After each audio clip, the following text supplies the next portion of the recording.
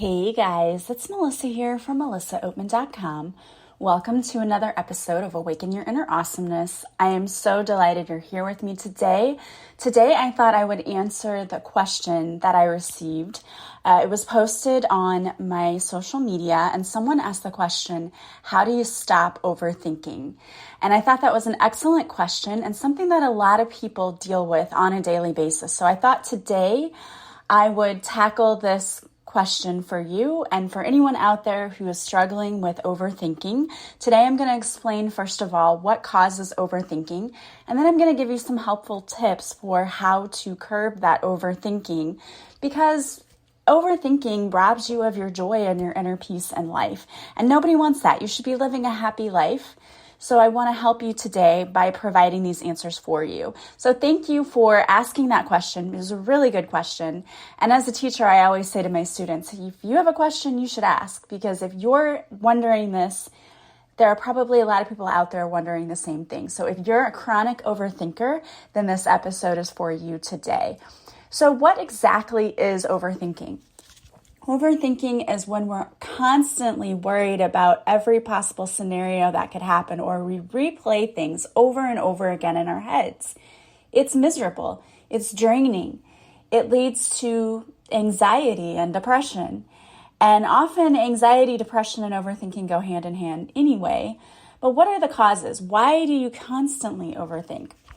Well, again, stress and anxiety are usually a reason we overthink. But it also stems from issues with your self-esteem and self-doubt. And self-esteem and self-doubt usually stem from some sort of trauma you had growing up, or the way that you grew up. Maybe you doubted yourself growing up because you didn't get what you needed from parents or the people who were around you who are caregivers. And let me restate this. I say this all the time. I think that as parents, we try to do the best job that we can, but kids do not come with instruction manuals. And when we say things to kids that we think are benign, right? We're just trying to encourage them or motivate them. As kids, they don't often know how to process these things. And so sometimes when we think we're encouraging and motivating our child, we're actually making them feel bad about themselves. And we're putting that self-doubt in there, like, oh, well, my mom or my dad doesn't think that I'm as good as I could be. I'm disappointing them and letting them down. So if you had trauma in your childhood, you've developed that fight or flight or freeze response to things. And so that kind of puts you in this state, and it's because of the way that your brain functions, it puts you in the state of overthinking. We're too much in a certain part of our brain. And so you don't have that balance. The brain is supposed to regulate itself, right? And see thoughts and go, okay, that's not a rational thought, and let it go. But if you've been in trauma, you're in that fight or flight response, or it's also now freeze. You're in that response all the time. You're always in that high anxiety, high level response where you think everything is a threat. And so that causes the overthinking. You may tend to have like perfectionist values, or you may obsess about everything. And if, again, it stems from experiencing trauma. We get stuck in that part of our brain that is oversensitive to everything. A lot of studies have shown that. And even everything that's been happening in our society lately is traumatic, right? We've just gone through a pandemic. I mean, we're still in a pandemic. We've never experienced, at least I haven't, anything like that in my lifetime. So everything that we're seeing on the news and around us and in society is scary. It's traumatic. So it's no wonder we're all just high-level anxiety right now. We're all in that fight, flight, or freeze mode because we don't know what's going to happen from one day to the next. We went from one day our normal lives to the next day everything shut down. Some people lost their jobs. Of course, we're going to be on high alert. And I don't know about you, if you remember this, but after 9/11, we actually had a high alert measure, and it was like green, red, orange. Does anyone else remember that? Because I do, and I remember every day like, oh, we're on orange. I'm like, how much more alert do you want me to be? Like, I was walking around all the time like, oh my gosh, what's going to happen next? We've gone through several things in our lifetime that have been super traumatic. So it's understandable why you're overthinking, because your brain is still in that fight, flight, or freeze mode, and that is what causes the overthinking. So now that you know what causes it, how can we turn that off? So the first step is to recognize when you're going on autopilot, which most of us do. We're very good at that. We are so busy, right? We get up, we brush our teeth, drink our coffee, put on makeup, or for men, shave, whatever. You get in the car and you go to work, and sometimes you're like, I don't even remember how I got here because I don't remember going through those lights. We just go on autopilot. We do the same thing day in, day out. When you operate in that default mode, there's a lot of unfiltered information that goes to your brain and disturbs your mind. You're not setting your intentions. You're just letting whatever comes your way pass through you passively. And in order to prevent all of this mental clutter, you have to sift through what's coming in and get rid of what isn't useful to you. But if you're on autopilot, then you're not doing that. You're just allowing it all to come at you. You have to turn off that autopilot and become more proactive in your thoughts. Because when you're proactive, when you're present in your present moment, an irrational thought comes at you and you're like, no, that doesn't make sense. But if you're just going on autopilot and you're not filtering everything that comes in at you during the day, then you're going to, again, have this clutter in your mind, and it makes it harder for you to process what's coming at you and to sift, well, this is a threat. This is not a threat. The other thing is you've got to get out of that fight, flight, or freeze mode. And mindfulness is a really, really helpful tool. Studies have shown that 8 to 12 weeks of steady mindfulness practices actually reverses that the state of the brain. It's a little bit complicated, not really, but there's a part of the brain called the amygdala, which becomes overstimulated when you experience trauma. And the prefrontal cortex is the part of the brain that's supposed to sift through things and say, this is not a threat, calm down. And what happens with trauma is that the prefrontal cortex is underactive.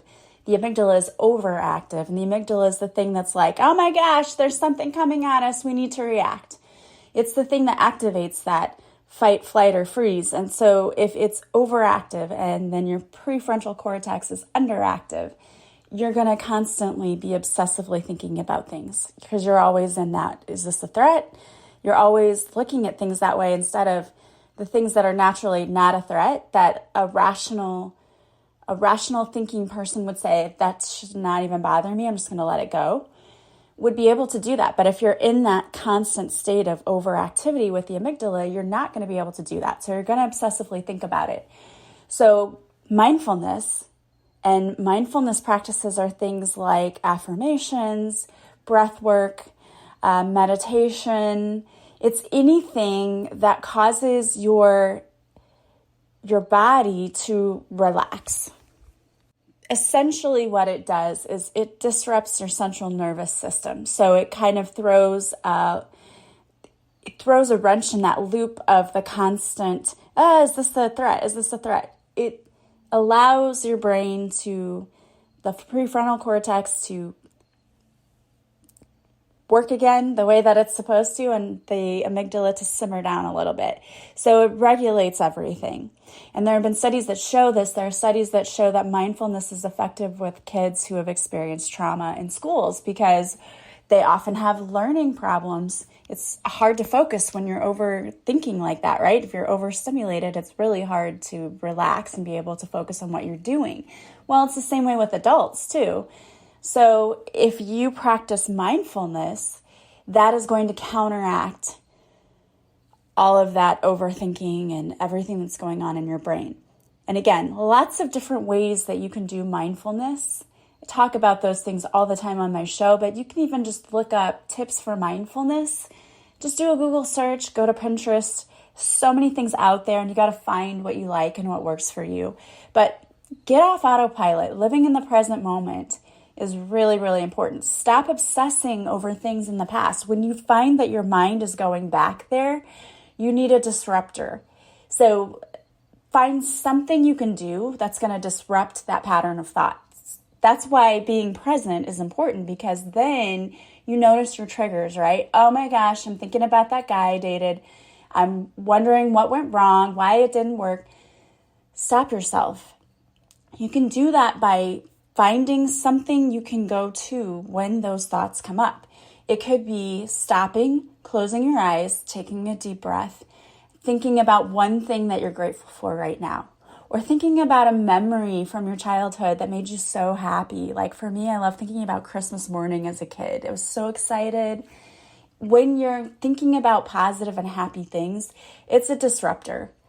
And you may be like, yeah, that doesn't solve the problem, but it really does, because you're disrupting that thought pattern. And the better you get at this, the less you are likely to keep going back to those obsessive thoughts. So be present, fully present every day, as much as you can, so that when those thoughts come in, you, one, recognize that this is your trigger, and two, you have some sort of go-to that you can do that disrupts that pattern of thought. Gratitude is awesome, because when you stop and when you think about 5 or 6 things you're grateful for, you can't feel those terrible emotions, because you can't do those at the same time, right? You're thinking about all of the wonderful, awesome, amazing things in your life, and it trips up that pattern, that broken record that's playing over and over in your head. Now, you can do that. You can journal. You could listen to music. You could go for a walk.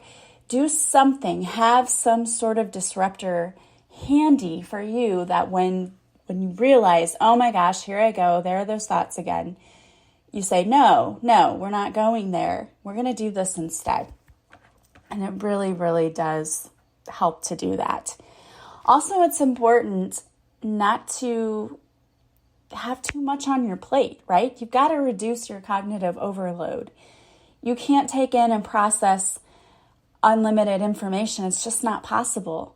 Your brain doesn't have that much capacity. And so if you are biting off more than you can chew and you're overburdening yourself, you're going to be overwhelmed, you're going to be stressed. And that is when we tend to go to those obsessive thoughts. When you're stressed out, think about it. That's when that kind of stuff creeps up, right? Because you've put too much on your plate. So again, having healthy boundaries and saying no to things so that you can say yes to yourself and do self-care, that's important too. Self-care is a big one. If you're drained and you're tired, we tend to go into that autopilot mode. It's survival. We're just surviving. So you've got to learn how to say no to everything, to only take on what you want to take on. And if you have a job that's super stressful and all of this is happening, maybe it's time to rethink that. Because if you don't handle the stress and you don't handle the overload, then it's going to be really hard for you to stop the overthinking, because 2 things are happening. Number 1, you're probably just going on autopilot. And number 2, your brain is too cluttered with everything going on, and so it's hard to process everything that comes in. It's also important to filter out your distractions. When we get distracted, it's hard for us to focus on what's important in life, and we get bogged down by all these things that really don't matter. Tuning out distractions helps to filter out that unwanted sensory stimuli that keeps coming at you. So that's what helps you also to turn down the noise. Sometimes it's really important to just disconnect and to sit in silence. Last night I went out with my family during the day, and then when I got home, my sister was like, hey, let's go out, let's go do this. And my body was just telling me, like, no, you gotta rest. You've been going at a pace that is way too fast. You're wearing yourself out, because we had homecoming week at school, and it's fun, but it's also exhausting because we had a parade and we had to walk in the parade. And I loved to go hang out with her, and I felt bad, but I said, you know what, I really cannot. I need to go home and I need to rest and I need to restore my body and I need to just relax. And I am so glad I did, because I woke up this morning like, yeah, I feel so much better. But it's when we allow ourselves to become worn out, when we're not taking care of ourselves, that is when we fall into those patterns where we're doing the overthinking and where we're feeling bad about ourselves and we're letting everything get to us. You've got to take care of yourself. If you're not taking care of yourself, if you're not getting enough sleep, if you're not eating right, if you're not like moving your body a little bit, you're not doing any of those things or taking care of your spiritual life, you're definitely going to fall into the trap of overthinking, because you're going to be stressed out and drained and depleted. You've got to take care of yourself. You cannot fill anyone else's cup if yours is empty. But I always say that, but also what's true is it doesn't matter if you fill anyone else's cup, yours still has to be full. You have to take care of yourself. You're important. You matter. Take time to go do the things that you want to do that help you to relax a little bit. Stress is one of the number one causes of that overthinking, because you're stressed out and then you overthink and then that causes more stress. It's a vicious cycle. You've got to learn how to relax, to put yourself first. Again, have some kind of tool that you can use when those thoughts come in so that you can interrupt that pattern. There's also a really great tool if your mind is constantly filled with thoughts. You've got to get rid of them in some way too. So there's a thing that's called thought dumping. And you might equate this to journaling, but I love journaling and writing. And I know some people out there are like, I don't want to write. You don't have to physically write it. You could just record your thoughts. If you have a phone, I know the iPhones, because that's what I have, will record. You have a voice memo, just hit record and start talking. Sometimes we just have to get our thoughts out. You can pour all of your thoughts out on a piece of paper without judgment, just what comes to you, write it down, and then it's going to give you some relief from it just rolling around in your brain over and over again. Then you can also process your thoughts by looking at them. Okay, look at what you wrote down. Are there any patterns that you can see? Like, hey, you know what? I'm constantly obsessing over bills and whether or not I'm going to have enough money to pay them. Okay, now that you've identified where your thoughts keep going, how can we address that? Okay, have I been short on money? No? Okay, well, this is an unnecessary fear, and I need to learn to address this fear. It's probably stemming from something in my past. I need to learn how to work through it. I can do EFT, or I can do a meditation, or I can do whatever. I can work with a coach to get through this. Or if it is something like, yeah, I was short money last month. Okay, well, how can I fix that?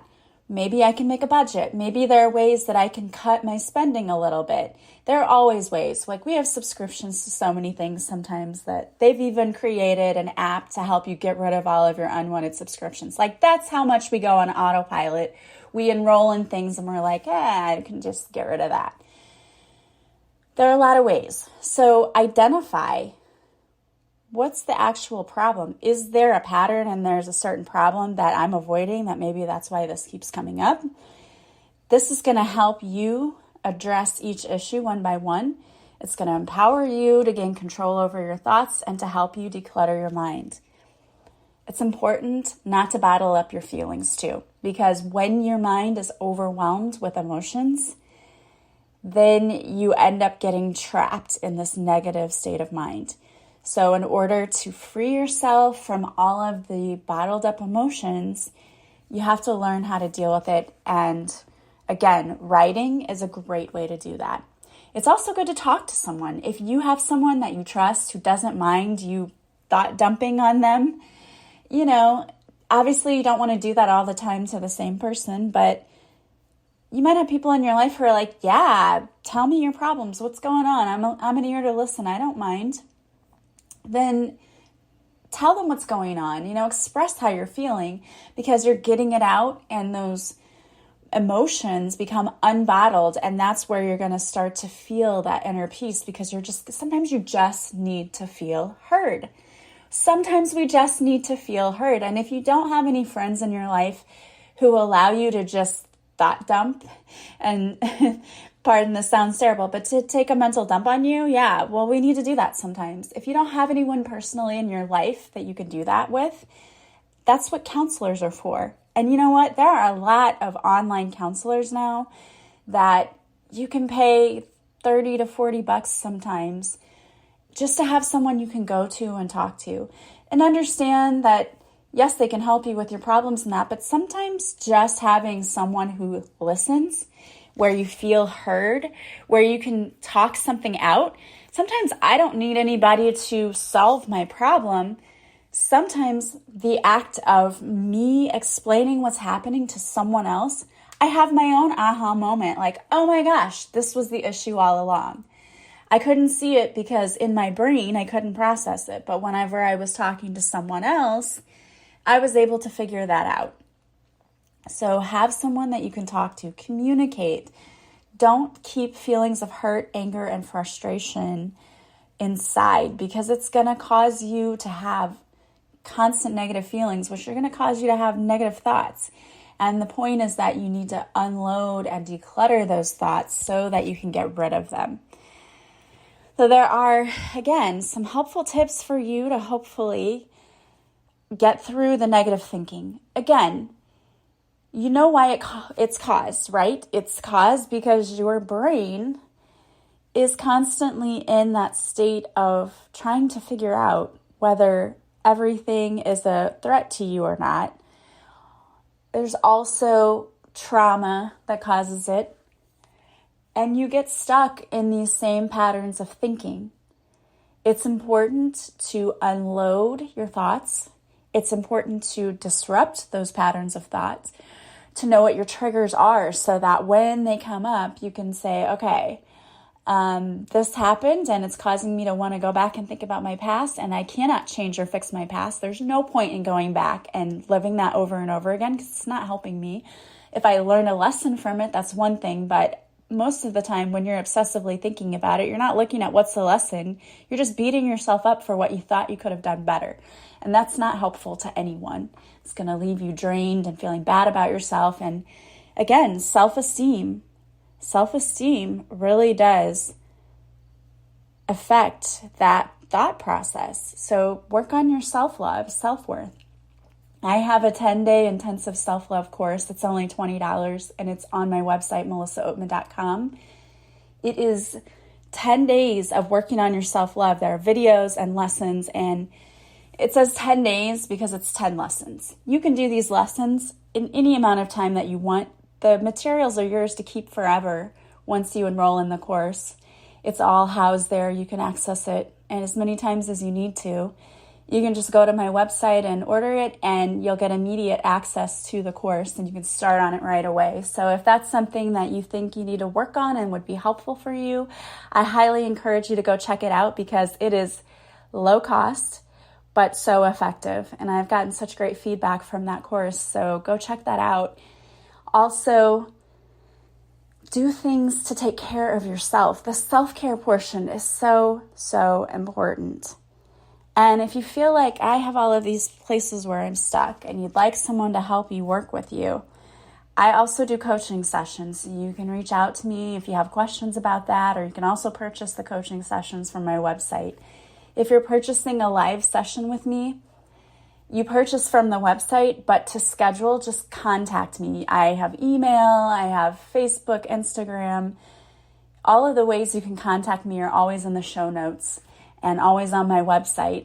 And even if you just want to reach out because you have a question, or if you want to reach out because you have a topic idea for this podcast, I love hearing from you. I really, truly do. And I want to make this a podcast and continue to make it one that helps you. So your feedback is awesome. I really appreciate it. And I appreciate all of you for following me and listening to me so much. And I really hope that this was helpful to you, because overthinking just drains you of your energy. It robs you of your joy and your inner peace, and you deserve to be so happy.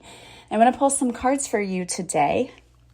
So the deck that I decided to use today is the Angels of Abundance deck by Doreen and Grant Virtue. And the first one that came out is Successful Funding. Your idea is divinely guided and supported by the same infinite wisdom of God that gave you the idea. Do not allow money concerns to prevent you from turning it into reality. Crowdfunding, partnerships, and other investments are available to help you.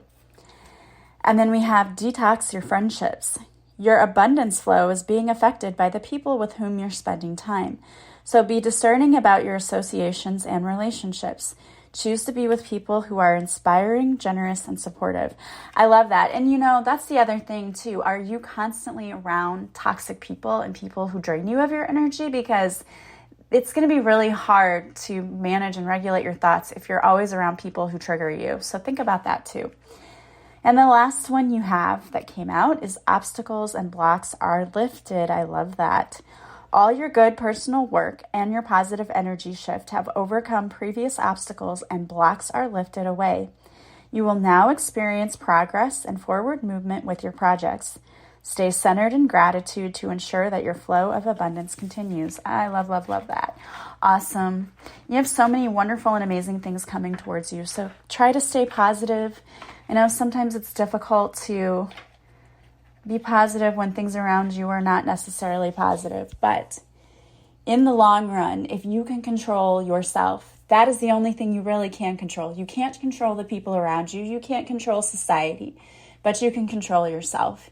We can't control always what happens to us, but we can control how we react to it. So that is like one of the most powerful forms of strength is self-control. So I hope that you take this and that you use this in your life so that you're able to let go of some of that stress and anxiety. I would love to work with you. If you want to work with me, you can go to my website, melissaoatman.com. There you'll see all the ways you can work with me. If you like this podcast, please subscribe. Please leave a positive review from wherever you're listening, and please share it with anyone you think might also benefit from the podcast. Thank you so much. I am sending you guys so much love and light. I hope you have a beautiful day from wherever you're listening, and I will talk to you soon. Bye, guys.